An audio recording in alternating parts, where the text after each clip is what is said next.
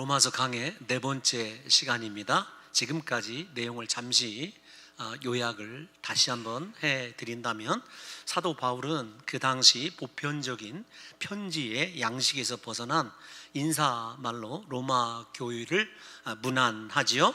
먼저 자기의 정체성이 무엇인지를 말함으로 자신이 하나님의 복음을 위하여 특별한 부르심을 받은 자라고 자기 자신의 정체성과 부르심의 목적을 하나로 이어서 그렇게 설명하는 것을 우리가 살펴보았어요. 그리고 그가 부르심 받은 목적인 하나님의 복음이 무엇인가라고 하는 것을 3절과 4절에서 설명을 하지요. 육신의 혈통으로는 다윗의 혈통에서 나셨다라고 하는 말을 통해서 예수 그리스도가 역사적 실존적 인물이다라고 이야기하는 것이고, 성결의 영으로는 죽은 가운데서 부활하여 능력으로 하나님의 아들로 정하여 주신 분, 임명되신 분, 이렇게 부활의 능력이 강조되고 있는 것을 이야기해 주고 있어요. 그래서 하나님의 복음의 핵심은 무엇이냐면 예수 그리스도다, 이렇게 3절에서 4절에 이야기한 후에 그 우리의 복음의 핵심인 예수 그리스도에 대하여 사도 바울은 또 어떤 존재인가, 그리고 로마 교회의 성도들은 어떤 존재인지를 다시 한번 5절과 6절에서 설명을 합니다. 먼저 우리의 복음의 핵심인 예수 그리스도에 대하여 사도 바울은 사도가 되어서 모든 이방인 가운데 믿어 순종하게 하는 일을 하게끔 부르심 받았다, 그리스도로 말미암아 자기가 그런 사명을 받았다, 이렇게 이야기를 한 후에 6절에서 로마 교회를 향하여서는 너희들 또한 그리스도로 말미암아 너희가 그리스도의 것이 되었다, 그리스도의 소유가 되었다, 이 사실을 강조합니다. 사도 바울이나 여러분 로마 교회나 동일하게 그리스도 예수의 은혜로 말미암아 그리스도의 사도로 부르심 받았고 그리스도의 것으로 부르심 받았다라고 그렇게 이야기를 합니다. 그 인사말, 여러분 우리가 다시 설명을 좀 하자면, 정리하자면, 보편적인 인사말을 벗어나서 인사말에다가 자기가 누구인지, 그리고 무엇을 위하여 부르심 받았는지, 그 부르심의 내용까지 자세히 설명하는 것을 보았을 때 로마 교회를 향한 사도 바울의 정성과 그 다음에 기대를 한눈에 볼 수도 있습니다. 중요한 건 저와 여러분도 그렇고 우리 모두가 예수 그리스도 때문에 그리스도 예수를 믿는 그리스도의 소유되었다고 하는 이 사실을 일단 전제하셨으면 좋겠고, 7절 말씀은 마지막 수신자인 로마 교회와 그 다음에 그 수신자들에게 문안하는 은혜와 평강이라고 하는 인사의 내용이 기록되어져 있습니다. 짧은 한 절 말씀이지만 그 속에 사도 바울이 가지고 있는 여러 가지 로마 교회를 향한 하나님의 기대가 아주 심도 있게 그렇게 기록되어져 있어요. 먼저 사도 바울이 수신하는 로마 교회를 설명할 때 세 가지로 설명을 합니다. 먼저 하나님의 사랑을 받은 자, 두 번째로는 성도, 세 번째로는 거룩한 백성. 여러분 이 세 가지 단어를 들었을 때 먼저 여러분들이 떠오르시는 것이 있어야 돼요. 하나님께 사랑을 받은 자, 성도, 거룩한 백성은 모두가 구약 성경에서 이스라엘 백성을 지칭하는 것들입니다.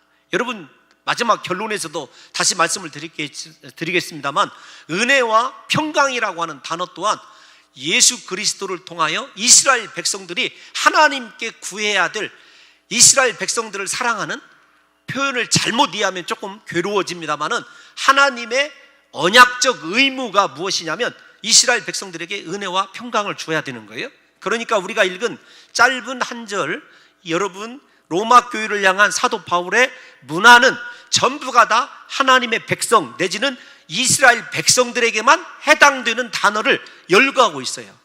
그러니까 이 단어들을 듣는 로마 교회 입장에서는요, 아마 예루살렘 교회, 유대인들을 향한 마음의 빗장이 꺾어지고도 남았을 거예요. 왜냐하면 이방인임에도 불구하고 우리를 사도 바울이 동일하게 하나님의 백성으로 인정해 주는구나, 이스라엘 백성으로 우리를 여겨 주는구나. 여러분 그래서 사도 바울의 이 7절의 인사말은 로마 교회 성도들을 진실로 하나님의 백성으로 인정할 뿐만 아니라 그들에게, 이스라엘 백성, 하나님의 백성들에게만 주어지는 은혜와 평강까지 하나님께서 허락해 주시기를 간구하는 그러한 내용으로 그렇게 가득 차 있다라는 사실을 아셔야 됩니다. 이 7절의 인사말 한마디가 어쩌면 로마 모든 교인들의 상처, 이방인이라고 하는 그동안의 나름대로의 신앙생활 하면서 유대인들과의 갈등까지도 있었을 법한데, 여러분 그 모든 상처까지도 치유되는 귀한 인사말이라고 하는 것을 여러분들이 일단 머릿속에 염두에 두시고, 먼저 사도 바울이 이스라엘 백성들에게만 적용시켰던 그 단어들의 의미를 한 번씩 살펴보려고 그래요. 먼저 하나님의 사랑을 받은 자라고 그랬을 때, 여러분 그 사랑은 선택하심이 하나님께 있죠. 사랑하심의 시작이 받았다라고 하는 수동태를 보게 되면은 하나님께서 그 사랑을 시작하셨음을 알게 되는 거죠. 마찬가지입니다. 저와 여러분들이 하나님을 먼저 사랑한 것이 아닙니다. 하나님이 우리를 먼저 사랑하셨다는 것을 생각하셨을 때, 전능하신 창조주가 나를 먼저 사랑하기 시작하셨다, 이보다 더 은혜스러운 일은 없을 거라고 생각이 되어져요. 그런데 여러분, 하나님이 그토록 먼저 사랑하신 사랑의 대상인 우리의 형편이 어떠하냐면, 우리는 허물과 죄로 죽었던 자들입니다. 로마서 3장에 나오는 이야기예요. 심지어는 죄악으로 치우쳐서 하나님께 무익하게 되었고, 선을 행할 수 있는 능력이라고는 단 1%도 갖고 있지 않은 자가 누구냐면 바로 우리들이에요. 이러한 자들을 하나님께서 사랑하셨다는 것입니다. 그런데 하나님이 이렇게 무익하고 악한 우리를 사랑하시는 이유가 무엇이냐? 여러분, 우리가 알 수 없어요. 답은 단지 하나님께서 우리를 사랑하셨다라는 말로밖에 답변을 해드릴 수가 없습니다. 사랑이신 하나님께서 철저히 부패하고 타락한 우리를 사랑하셔서 구원에 이르게 하신 것입니다. 여러분, 이걸 볼 때 성경이 말하는 하나님의 사랑 안에는 두 가지 요소가 있어요. 하나님이 먼저 선택하셨고 하나님이 구원하시기로 전제하신 것이 사랑입니다. 그러니까 하나님의 사랑 안에는 적어도 여러 가지 것이 있지만, 하나님의 선택적 시작, 사랑에 대한 시작과 더불어 그 선택적 시작의 목적이 무엇이냐? 우리의 죄로부터의 구원입니다.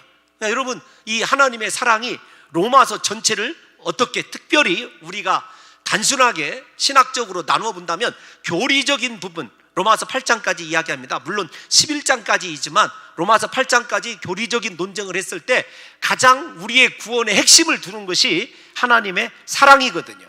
근데 여러분, 이 하나님의 사랑, 무조건적인 우리를 향한 하나님의 사랑을 여러분 모세 시대의 이스라엘 백성들과도 동일했다는 것을 우리가 생각해 봐야 됩니다. 먼저 신명기 7장 7절에서 8절 말씀을 다 같이 한번 읽어보도록 하겠습니다. 시작. 여호와께서 너희를 기뻐하시고 너희를 택하심은 너희가 다른 민족보다 수요가 많기 때문이 아니니라. 너희는 오히려 모든 민족 중에 가장 적으니라. 여호와께서 다만 너희를 사랑하심으로 말미암아, 또는 너희의 조상들에게 하신 맹세를 지키려 하심으로 말미암아 자기의 권능의 손으로 너희를 인도하여 내시되 너희를 그 종되었던 집에서 애굽 왕 바로의 손에서 속량하셨나니. 잠깐만 8절을 띄워놔 주시면, 애굽에서 속량, 구원이거든요. 그 구원하신 이유가 무엇 때문에 그러냐면 가장 기본적인 것이 하나님이 사랑하셨기 때문에 그래요. 여러분, 우리가 왜 구원받았느냐? 죄에서 속량함 받았느냐? 하나님의 무조건적인 사랑 때문이라고 지금 사도 바울이 로마 교회에게 이야기하고 우리에게 하나님의 그 사랑을 강조하고 있는 거죠. 다시 말씀을 드리지만 여호와께서 이스라엘을 속량하신 유일한 이유는 한 가지예요. 하나님이 그들을 사랑하셨습니다. 여러분, 요즘 말로 얘기하면 그들이 능력이 탁월하거나 스펙이 탁월하거나 어떤 하드웨어가 엄청나게 크거나, 여러분 그러지 않았어요. 가장 작은 자였습니다. 보잘것없는 자였어요. 볼품없는 인생이었습니다. 그런데 그 볼품없고 보잘것없는 인생 위에 하나님의 사랑이 임하기 시작함부터 그들이 세상 가운데 머리가 되었고 존귀하게 되었죠. 여러분, 이 말씀을 생각해 보면 우리 인생도 마찬가지입니다. 저 자신도요, 가끔은 열등의식에 사로잡힐 때가 참 많이 있거든요. 사랑하는 성도 여러분, 세상에서 실패하고 때로는 사람 관계 때문에 아파할 때 나는 왜 이렇게 이런 인생으로 살아가고 있을까? 그렇게 자괴감이 들 때 있지 않습니까? 여러분, 그럴 때 다른 것을 생각하지 마십시오. 인정하십시오, 그 사실을. 그래, 나는 그렇게 볼품없고 연약한 자이다. 그러나 하나님이 나를 사랑하신다. 여러분, 그 하나님의 사랑이 회복이 되면은요, 우리 안에서 우리가 얼마나 하나님께 그리고 세상에 대하여 존귀한 자이고 예수 그리스도 하나밖에 없는 독생자를 하나님께서 나를 위하여 대신 내어줄 만큼 하나님께 소중한 존재인지를 여러분 깨닫게 되거든요. 하나님의 사랑에 대한 확신이 여러분 회복되는 그 순간부터 제가 세상을 바라보는 눈이 달라지고 상황을 바라보는 눈이 달라지더라고요. 저는 이 시간에 로마 교회, 모든 핍박과 박해 아래서 예수 그리스도를 믿어가는 로마 교회가 다른 것 때문에 힘을 얻은 것이 아닙니다. 어떤 군사를 보내주고 문제를 해결할 자를 보내주는 것이 아니라 한마디 들려주고 있는 거죠. 하나님이 너희를 사랑하고 있다. 여러분, 오늘 사랑하는 성도 여러분들과 저에게도 하나님의 이 사랑이 전해짐으로 말미암아 여러분, 세상에서 실패해서도 괜찮아요. 능력이 없어도 괜찮습니다. 무능하다고 생각해도 괜찮아요. 오늘 하나님의 그 사랑이 로마 교회를 다시금 하나님의 백성으로 일으켜 세운 것처럼 사랑하는 성도 여러분들을 물질이, 세상의 방법이, 사람이 세우는 것이 아니라 영원한 창조주이신 전능하신 하나님의 그 사랑이 저와 여러분들을 일으켜 세우시는 귀한 날 되시기를 예수님의 이름으로 축원합니다. 여러분, 제가 곰곰이 생각해 보니까 하나님께서 나를 사랑하셨다, 사랑하고 계신다라고 하는 이것보다 더 큰 기적과 은혜가 없더라고요. 제가 이 부분을 여러분들에게 자세히 설명할 수 있으면 좋은데 제 능력의 한계 때문에 마틴 로이드 존스라고 하는 유명한 목사님의 이 부분에 대한 하나님의 사랑에 대한 강의 부분을 그대로 조금 읽어드리고 싶습니다. 우리는 하나님이 우리를 사랑하셨다는 한 가지 이유만으로 그리스도인들이다. 그 사랑이 우리를 세상과 사단의 지배에서 이끌어낸다. 그러므로 바울이 여기서 로마의 그리스도인들에게 이 위대한 일을 상기시키는 것은 이상한 일이 아니다. 세상은 그들을 미워하였다. 그들을 박해하였다. 그들은 황제가 된 잔인한 폭군의 기분에 따라 언제 잡혀갈지 몰랐고 언제 사형 판결을 받아 원형 경기장에서 사자들에게 던져질지 몰랐다. 때로는 모든 사람에게 미움을 받았다. 그래서 바울은 그들이 하나님께 사랑을 받은 자들임을, 그리스도 안에 있는 자들임을, 하나님이 그리스도를 사랑하신 그 사랑으로 그들을 사랑하심을 깨우쳐 주려고 애썼다. 여기까지가 여러분 이 부분에 대한 해석이에요. 우리에게 지금 이 순간에 필요한 것은요, 다시 말씀드리지만 하나님의 사랑이 나를 붙들고 있다라고 하는 확신이 필요하다는 것을 여러분 아셔야 됩니다. 하나님이 나를 사랑하신다고 하는 확신만 있으면은요, 세상이 달라지게 되더라고요. 제가 여러분 경험한 것 중에 인생에 가장 큰 힘을 얻었을 때가 어느 때냐면 봉동 중앙교회 부임해서 굉장히 어려운 날들이 많았었거든요. 그때 정말로 지쳐가고 있었을 때 기도하다가 하나님께서 마음에 사랑은 아들아, 내가 너를 사랑한다, 내가 너를 사랑한다라고 하는 이 마음속에 그 깨달음이 울려오는 순간에요, 그때부터 염려가 없어지더라고요. 근심이 없어져요. 두려움이 없어지더라고요. 하나님의 사랑이 충만하면은요, 정말로 하나님의 시각으로 내 문제를 바라봐지게 되고 교회를 바라볼 수 있더라고요. 오늘 로마 교회 그 엄청난 박해 속에서도 그들이 힘을 내고 마침내 300년이 지나서 여러분 기독교가 국교로 그렇게 정해지는 그 과정까지 그들이 버틸 수 있었던 것, 인내할 수 있었던 것, 바로 하나님 사랑에 대한 확신이란 사실을 여러분 잊지 마셔서 이번 한 주 내내 우리 사랑하는 성도 여러분들이 다른 것 구하지 마시고, 아버지, 나를 향하신 하나님의 사랑이 회복되기를 원합니다. 내 안에 있는 예수 그리스도의 첫사랑이 회복되기를 원합니다. 여러분, 우리 로마서 강의하기 전에 요한계시록 배웠지 않습니까? 에베소 교회가 모든 것을 다 갖춘 일종의 메가 처치였어요.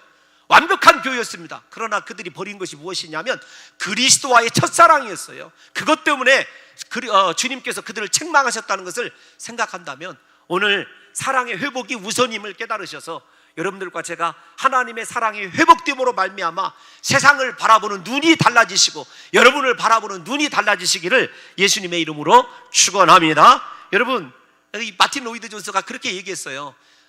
하나님께 대하여 성화가 중요하다고 생각하는 사람은 로마서를 읽다가 속히 6장, 7장, 8장으로 넘어가기를 원하지만 사랑하는 친구들이요, 성급하게 넘어가지 말라. 만일 하나님이 자기 아들을 사랑하신 그 사랑으로 여러분을 사랑하신다는 것을 깨닫기만 한다면 로마서를 더 공부하지 않더라도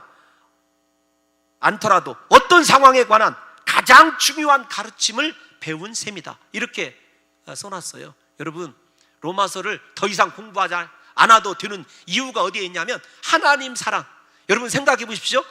하나님이 나를 사랑하신다고는 여러분 하나님 사랑을 언제 느꼈는지를 한번 생각해 보세요. 우리 오늘 이 시간에 그 하나님의 사랑을 다시금 깨닫게 되는 놀라운 역사가 일어나시기를 예수님의 이름으로 축원합니다. 하나님이 여러분들을 사랑하십니다. 여러분, 하나님 사랑 때문에 여러분 로마의 하나님의 거룩한 교회, 물론 신학자들이 생각할 때 정식적인 교회가 아니라 가정교회 형태로 존재했을 것으로 그렇게 생각을 합니다만은 그건 문제가 아니죠. 로마에 있는 하나님의 거룩한 부르심받은 이 사랑 때문에 이 공동체를 생각해 보십시오. 로마가 어떤 곳이죠? 당시 세계의 수도로서 찬란한 문화와 엄청난 경제적 부여, 그리고 잘 발달한 사회적 재화를 누리고 살아가던 사람들이에요. 부족한 것이 없었어요. 그런데 그들이 복음을 받아들였어요. 그들에게 복음이 이르는 거예요. 반대로 로마는 사치와 쾌락, 각오할 만한 죄와 문란한 생활로 가득 찬 소돔과 고모라 같은 도시이기도 했습니다. 죄악이 여러분 완전히 장악하고 있던 그곳에서 그 쾌락과 세상의 낙을 버리고 그리스도 십자가를 붙들게 되었다. 여러분, 그것을 설명할 수 있는 이유, 그리스도의 사랑, 하나님의 사랑밖에 없다는 것입니다. 무엇보다도 우상 숭배가 성행하던 곳 아니었습니까? 이렇게 복음과는 전혀 상관없는 상황과 조건에서 복음을 듣고 예수 그리스도를 구주로 영접하고 믿게 된 것, 그들을 향한 하나님의 특별한 사랑임을 알아야 합니다. 그래서 로마서 1장 7절 우리가 읽은 본문이 시작할 때 로마에서라고 하는 말을 묵상하다가 제가 큰 은혜를 받았어요. 여러분 7절 한번 띄워놔 주십시오. 그냥 말이 아니더라고요. 로마에서 하나님의 사랑하심을 받고, 생각해 보십시오. 물질적으로 풍요하고 쾌락 즐길 것이 얼마나 많은지 몰라요. 여러분 나중에 로마를 가보십시오. 로마의 원형 경기장, 스포츠부터 시작해서, 죄송합니다, 강단에서 쓰기 어려운 단어이지만 더러운 여러분 여자들이 거하는 집, 모든 것이 다 갖춰져 있는 곳이에요. 그런데 여러분 황제를 신이라고 부르던 그곳에서 황제 버리고 권력 버리고 로마가 주는 부유함 버리고 사회적 보장 버리고 여러분 향락 버리고 그리스도의 피 묻은 십자가를 선택했다? 그보다 더 위대한 하나님의 사랑이 어디가 있느냐고요. 이 본문을 제가 로마에서라고 하는 특별한 제가 느낀 감동을 좀 설명하기 위해서 좀 떠올릴 도시들이 없더라고요. 뉴욕을 가봐도 지금의 로마만큼 여러분 그렇게 발달하지 않았습니다. 런던도 마찬가지고 여러분 파리도 마찬가지죠. 제가 생각한 곳이 이렇게 한번 생각을 해봤어요. 우리나라 강남의 가장 부유한 곳이 어떤 동네인지를 잘 몰라요. 한 번도 안 가봐서. 그 동네 사람들이 돈도 막 몇백억씩 쌓아놓고 날마다 여러분 생각해 보십시오. 아침마다 프랑스에서 오는 신선한 요리 받아먹고 여러분 하루면은 몇천만 원씩 쇼핑을 즐길 수 있고, 생각해 보십시오. 그들이 하고 싶은 짓 안 하고 싶은 짓 다 할 수 있는데 그들에게 예수가 필요하겠느냐고요.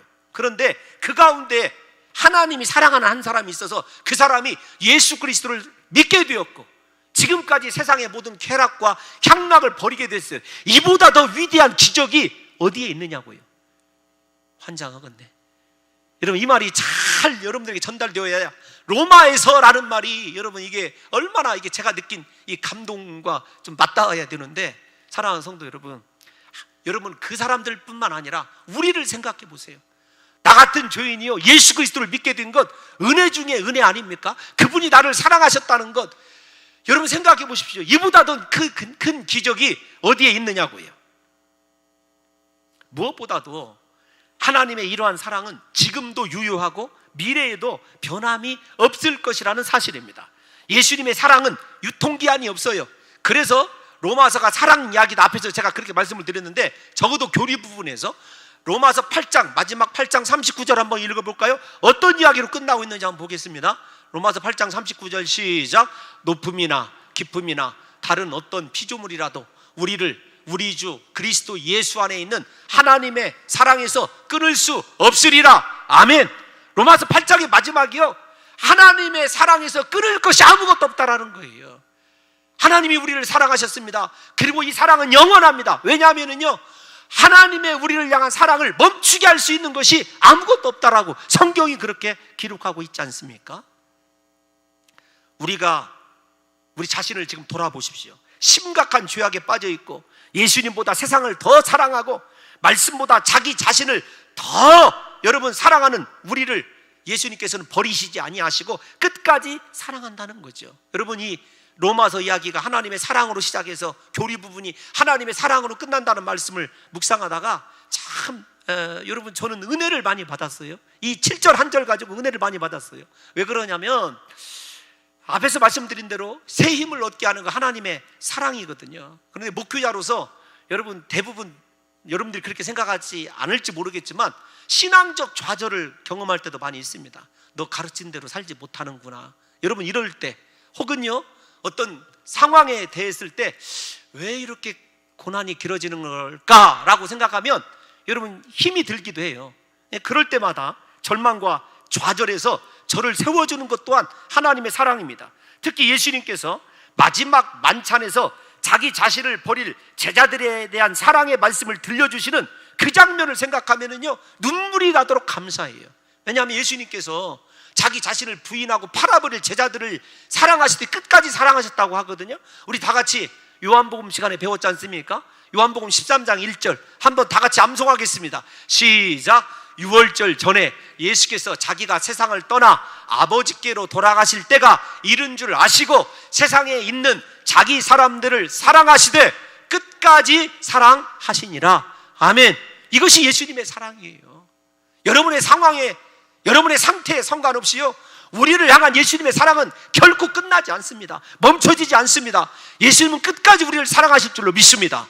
여러분, 이 말씀 예수 그리스도의 사랑을 생각하다가 아주 오래된 찬양이 하나 생각이 나더라고요. 제가 약속한 게 있어요. 성도들에게. 무엇이냐면 절대로 설교 시간에 찬송 부르지 않겠습니다.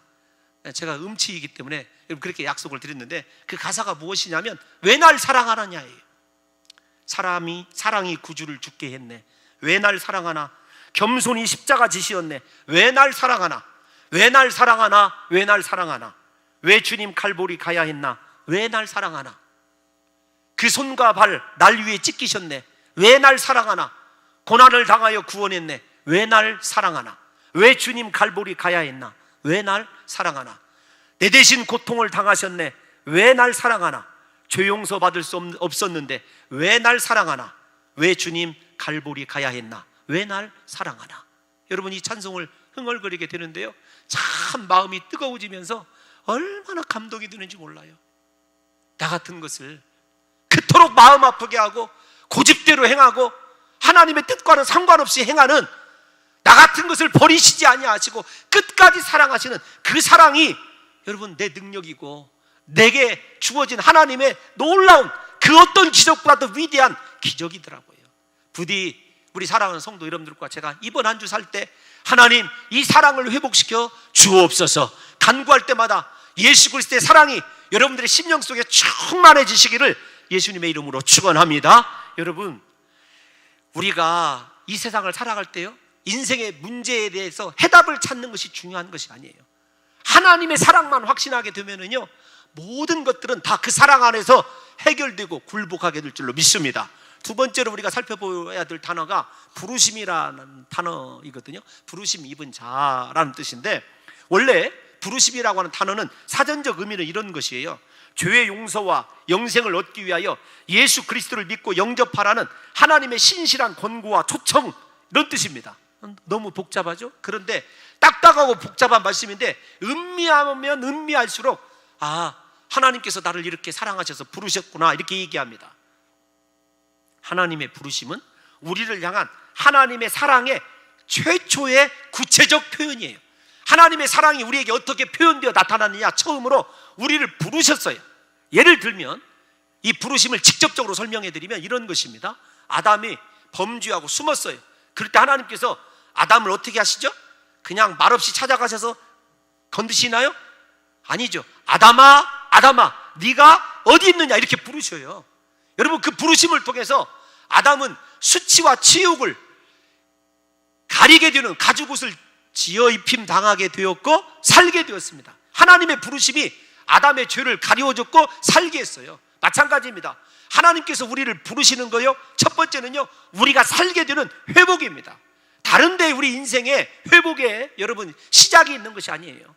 나를 사랑하셔서 내 이름을 불러주시는 하나님이 필요한 거죠. 제가 다 외우지는 못하지만 옛날에 여러분 이 김춘수 시인의 꽃이라고 하는 시가 있어요. 그가 와서 내 이름을 불러주기 전에 나는 뭐 단순히 한 송이 꽃에 지나지 않았다. 그 다음부터 그가 사랑하는 그가 내 이름을 불러주고 난 이후부터 여러분 새로운 의미, 새로운 아름다움을 갖게 된 그 꽃 이야기 아닙니까? 죄송해요. 다 외웠으면 얼마나 좋았을까. 근데 여러분 지금 생각할 때 저 양반이 꽃 얘기를 하고 있는 거야. 이렇게. 여러분 시도 가끔씩 읽으세요. 죄가 아닙니다. 성경만 읽지 마시고 우리 교인들은 그냥 죽자 살자 성경만 읽어. 하나님이 우리의 이름을 부르시면요 인생이 달라집니다. 의미가 달라진 거죠. 이 부르심이 그래서 우리에게는 생명이에요. 중요한 건 이 부르심의 응답을 아무나 하는 것이 아니라는 거예요. 사도행전 13장에 보게 되면은 여러분 사도 바울과 바나바가 복음을 전해요. 먼저 유대인에게 전합니다. 그런데 그 유대인들이 복음을 받아들이지를 않아요. 하나님의 부르심에 초청에 응하지 않습니다. 13장 46절 사도행전 시작. 바울과 바나바가 담대히 말하여 이르되 향하님의 말씀을 마땅히 먼저 너희에게 전할 것이르되 너희가 그것을 버리고 영생을 얻기에 합당하지 않은 자로 자처하기로 우리가 이방인에게로 향하노라. 여러분 하나님의 부르심을 거절합니다. 그런데 이방인들은 어땠을까요? 48절 시작.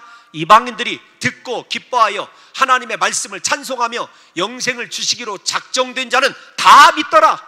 여러분 우리가 예수 그리스도를 구주로 고백하는 것, 하나님께서 우리에게 믿게끔 하기로 하나님의 작정 선택에 여러분 은혜가 있는 자들이라는 사실을 깨달으셔서 내가 지금 예배하는 것, 하나님이 내 구주라는 것이 내 주인이라고 하는 것이 믿어지는 것, 이거 하나님으로부터 시작된 특별한 사랑이고 그 사랑의 부르심에 응답하는 것 내 힘이 아닙니다. 하나님의 은혜가 있어야 그 부르심에 응답하게 될 줄로 믿습니다. 여러분 그 부르심을 듣고 그리스도를 영접하면요 인생의 기쁨이 있어요. 행복이 있어요. 저 이방인들처럼. 여러분 이것이 바로 하나님의 부르심의 단적인 설명이죠. 우리가 부르심받아 예수 그리스도를 구주로 믿고 고백하는 단 한 가지 이유는요 하나님께서 영생을 주시기로 작정한 자이고 하나님께서 은혜 주심으로 우리가 하나님을 내 구주로 고백하는 거죠. 이 부르심의 과정과 목적은요 구약의 이스라엘 백성들과 동일합니다. 신명기 말씀 하나 더 읽어볼까요? 우리 신명기 29장 11절에서 13절 다 같이 한번 읽어보겠습니다. 시작. 너희의 유아들과 너희의 아내와 및 내 진중에 있는 객과 너희를 위하여 나무를 패는 자로부터 물 깃는 자까지 다 너희의 하나님 여호와 앞에 서 있는 것은 내 하나님 여호와의 언약에 참여하며 또 내 하나님 여호와께서 오늘 내게 하시는 맹세에 참여하여 여호와께서 내게 말씀하신 대로 또 내 조상 아브라함과 이삭과 야곱에게 맹세하신 대로 오늘 너를 세워 자기 백성을 삼으시고 그는 친히 내 하나님이 되시려 함이니라. 아멘. 하나님이 우리를 왜 부르셨느냐? 오늘 하나님이 우리를 하나님 앞에 세워두신 이유는요 우리를 백성 삼으시고 하나님이 우리의 하나님 되시려고 하는 그 이유 한 가지밖에 없어요. 우리를 부르신 거요 하나님의 백성으로 부르신 거고 그 백성의 하나님 되어주시기 위해서 우리를 선택하고 부르신 것이죠. 사랑하는 성도 여러분, 정리해보면 하나님이 우리를 택하신 것은요 여호와의 언약에 참여하여 하나님 앞에 서 있게 함과 동시에 하나님의 백성이 되게 하고 하나님을 우리의 하나님 되게 하려 함 때문입니다. 우리가 하나님의 백성이 되고 하나님이 우리의 하나님 되시는 자들이 누리는 복이 있어요. 하나님의 백성이 된 것, 부르셔서 우리가 하나님의 우리의 하나님 된 것, 이게 부르심의 여러분 가장 중요한 목적이라고 그랬어요. 그 목적에 따른 축복이 있습니다. 무엇이냐면 먼저 로마서 시각으로 볼까요? 어떤 이야기 하고 있냐면 하나님이 우리를 부르셨어요. 백성 되게 하셨습니다. 하나님 우리 하나님 되셨어요. 그것으로 끝나는 것이 아니라 그 부르심에 대한 축복이 있다고요. 그 축복을 보자고요. 로마서 8장 28절 먼저 읽어보겠습니다. 시작. 우리가 알거니와 하나님을 사랑하는 자 곧 그의 뜻대로, 다시요, 그의 뜻대로 시작. 모든 것이 합력하여 선을 이루느니라. 로마서에서 아마도 가장 유명한 말씀 아닌가 생각이 들어요. 우리가 하나님의 뜻대로 부르심 받아서 그의 백성이 되고 하나님은 우리의 하나님이 되었지 않습니까? 그렇다고 한다면 우리 앞에 일어나는 모든 일들은요 결국 해피엔딩이에요. 모든 것이 선이란 말은요 가장 좋은 것, 가장 아름다운 것, 그 뜻이거든요. 사랑하는 성도 여러분, 우리가 삶의 고난 앞에서 두려워하지 말고 좌절하지 말아야 될 이유가 우리의 부르심에 있어요. 우리를 부르신 하나님의 영원하신 그 사랑이 나를 부르셨고 내가 하나님의 백성이고 하나님이 나의 하나님 되셨다고 한다면요 내게 일어나는 지금의 고통, 고난도 마침내 하나님께서 베풀어 주시는 합력하여 선을 이루시는 은혜 때문에 하나님께서 가장 귀한 것으로, 가장 좋은 것으로, 아름다운 것으로 바꿔주시는 역사가 일어나게 될 줄로 믿습니다. 여러분, 이것이 우리에게 주신 은혜예요. 외적인 은혜예요. 그러면 내적인 하나님의 부르심의 은혜는 무엇이냐면 이어지는 29절에서 30절 보면 나와 있어요. 길지만 한번 읽어봅시다. 시작. 하나님이 미리 아신 자들을 또한 그 아들의 형상을 본받게 하기 위하여 미리 정하셨으니 이는 그로 많은 형제 중에서 맏아들이 되게 하려 하심이라. 잠깐만요. 우리를 부르신 로마서의 시각은 무엇이냐면 하나님의 형상이 본받게 하는 거예요. 여러분들이 정말로 하나님께 부르심 받아서 하나님의 백성으로 살아가는 사람은요 돈을 많이 벌고 성공하고 출세하는 것이 아니라 하나님의 형상이 회복이 되어져요. 예수 닮음이 보여지게 되어 있습니다. 여러분 30절 한번 읽어볼까요? 시작. 또 미리 정하신 그들을 또한 부르시고 부르신 그들을 또한 의롭다 하시고 의롭다 하신 그들을 또한 영화롭게 하셨느니라. 우리를 부르신 목적이, 내적인 목적이 무엇이냐면 우리가 예수 그리스도처럼 영화롭게 되는 거예요. 지금은 이렇게 볼품없는 것 같고 내 생각에 왜 그렇게 너는 못난 것이 많으냐 열등의식에 사로잡혀 있는 것 같지만 하나님에게는 그렇지 않아요. 내가 그렇게 소중한 존재이고 십자가의 죽음을 이기시고 부활하신 예수 그리스도의 영화로움에 버금가는 존재가 누구냐면 우리예요. 그 영화로움이 내게서 이루어지는 것이 아닙니다. 우리를 사랑하시는 하나님의 손에서 내 인생이 그렇게 영화롭게 여겨지는 놀라운 역사가 일어나게 될 줄로 믿습니다. 이것이 부르심의 목적이에요. 부르심의 목적에 따른 축복입니다. 하나님이 우리를 부르셨다고 하는 것은 그래서 실로 대단한 것이죠.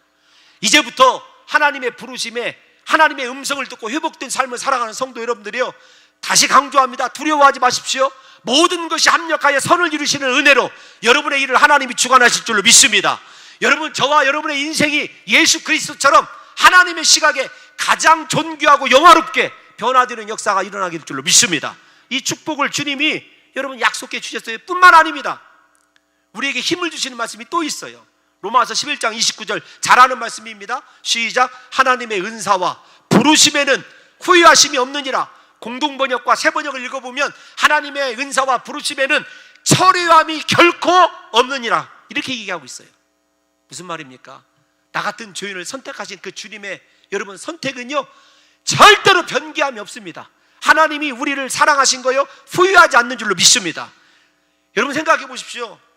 정말로 결혼하기 전에 연애할 때는 죽고 못 살아서 결혼했어요. 결혼하고 나서 후회하지 않은 여러분 부부 있으면 손 내리고 가만히 계십시오. 다 여러분 후회하고 있지 않습니까? 우리 집만 빼놓고요. 사랑하는 성도 여러분, 진짜예요. 사람의 사랑은요 후회가 따릅니다.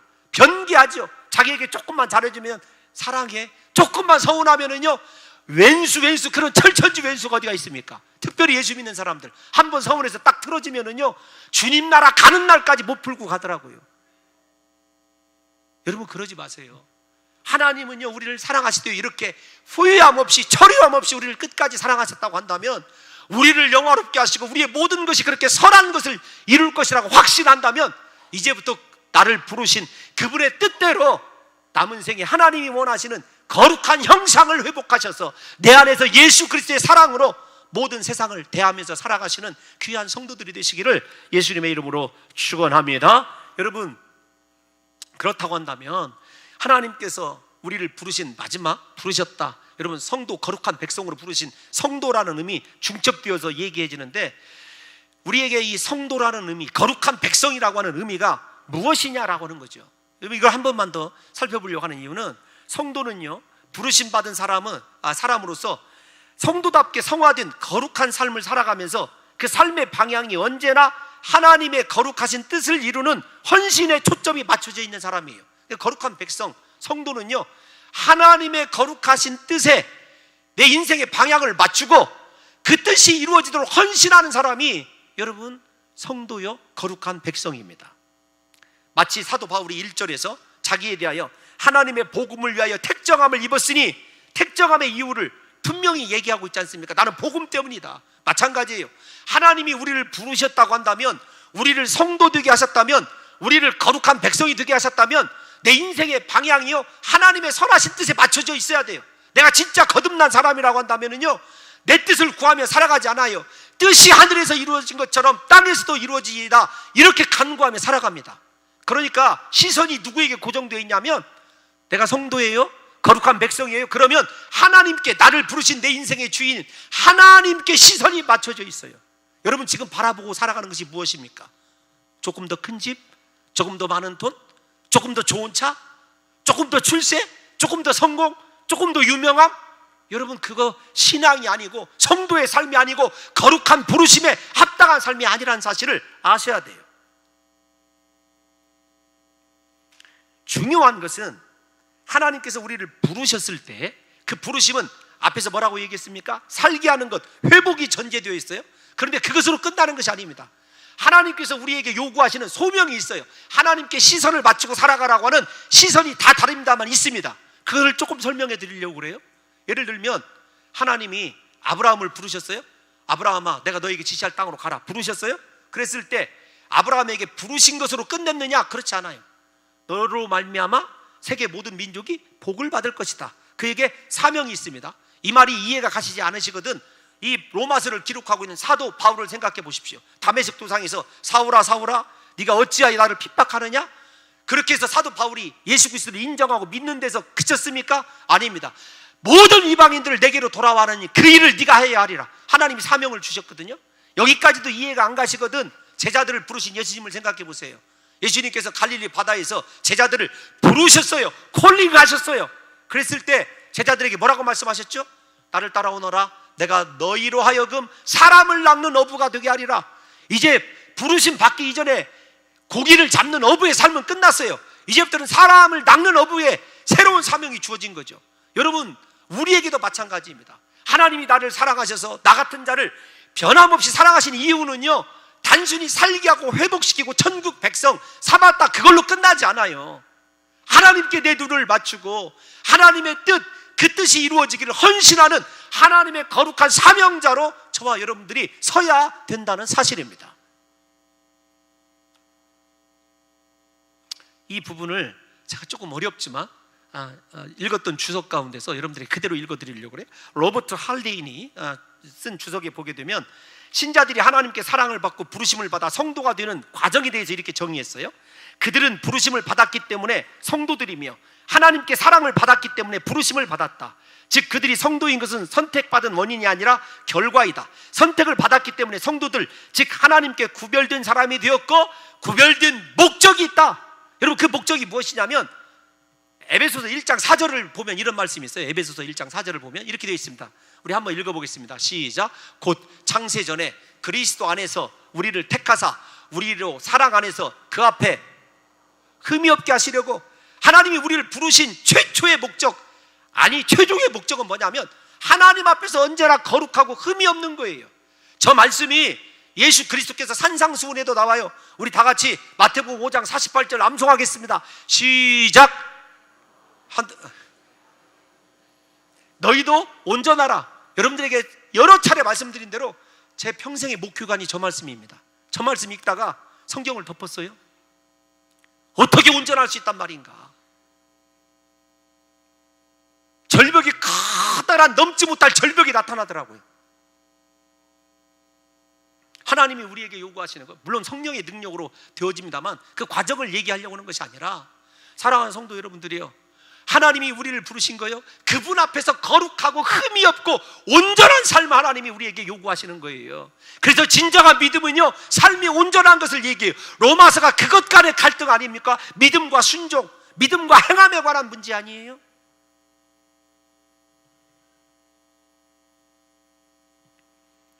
저와 여러분들이 하나님께 부르심을 받았다고 한다면, 거룩한 백성이라고 한다면 내 시선이 하나님께 고정되어 있고 그분이 원하시는 뜻을 이루며 살아가야 되는데, 그 뜻의 가장 궁극적인 목적은요, 내가 언제나 하나님 앞에 서 있되 흠없고 거룩하게 온전하게 그분 앞에 서 있는 내 거룩한 삶을 하나님이 요구하신다는 사실을 잊어서는 안 됩니다. 그러므로 하나님의 은혜는요, 하나님의 사랑은 나를 부르셨어요.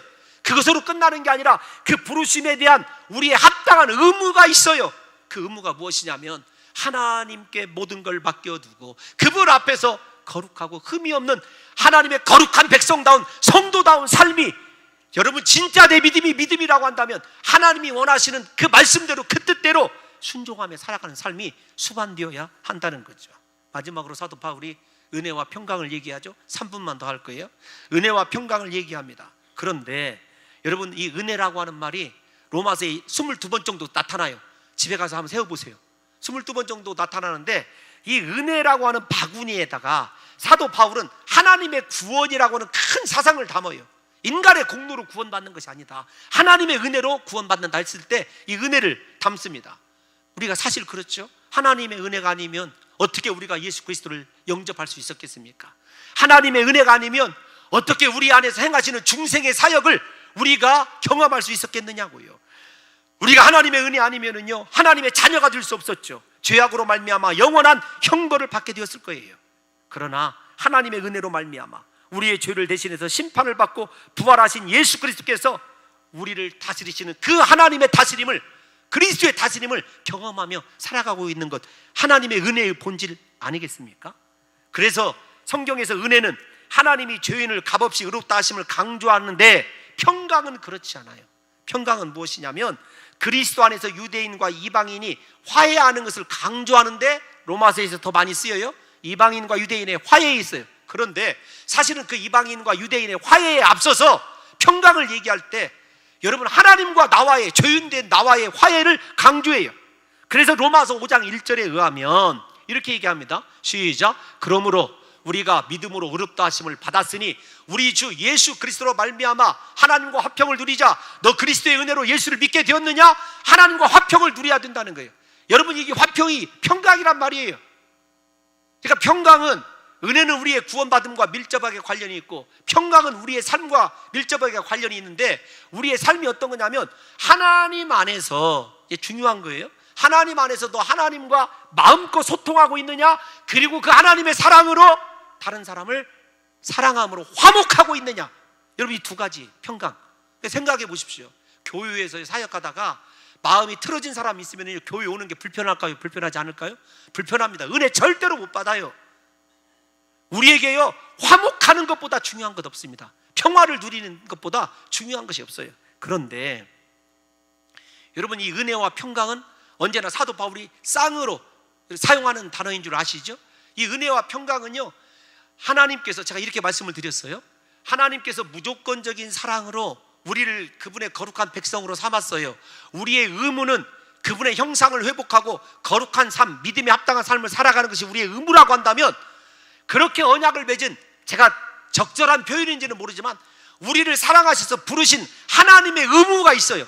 그것은 무엇이냐면 우리에게 언제나 은혜와 평강을 베풀어 주셔야 돼요. 제가 여러분, 송구 영신 예배 때마다 1년에 딱 한 차례 대제사장의 축복 기도를 해요. 올해는 안 했어요. 대제사장의 축복 기도를 한번 읽어볼까요? 이스라엘 백성들 가운데 대속죄일 때 딱 한 차례 대제사장인 아론이 외치는 축복 기도가 있어요. 우리 다 같이 한번 읽어보겠습니다. 민수기 6장 24절 시작. 여호와는 내게 복을 주시고 너를 지키시기를 원하며, 여호와는 그 얼굴을 내게 비추사 은혜 베푸시기를 원하며, 여호와는 그 얼굴을 내게로 향하여 드사. 하나님께서 이거 구하라고, 내 의무다, 이거 구하라고 이스라엘 백성들에게 원하신 것이 딱 두 가지의 복이 뭐냐면 하나님의 은혜와 평강입니다.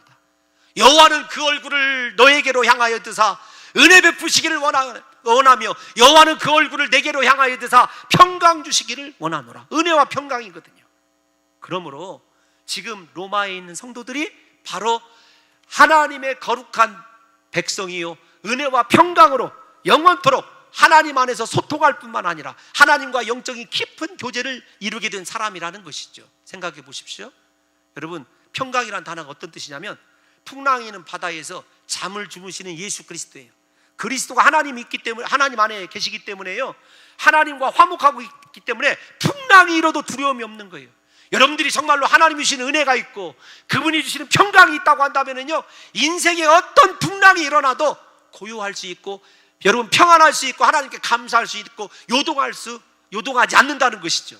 부디 우리 사랑하는 봉동중앙교회 그리고 온 성도들에게 이번 한 주 하나님의 사랑을 묵상하며 살아갈 때 주님께서 여러분들에게 은혜와 평강 주시기를 예수님의 이름으로 축원합니다. 하나님 아버지, 우리가 주님의 사랑으로 회복되게 도와주시사 하나님의 형상을 회복하고 거룩하고 의로운 삶을 살아가되 주님이 우리에게 주시는 은혜와 평강을 마음껏 누리게 도와주옵소서. 예수님의 이름으로 감사드리며 기도하옵나이다. 아멘.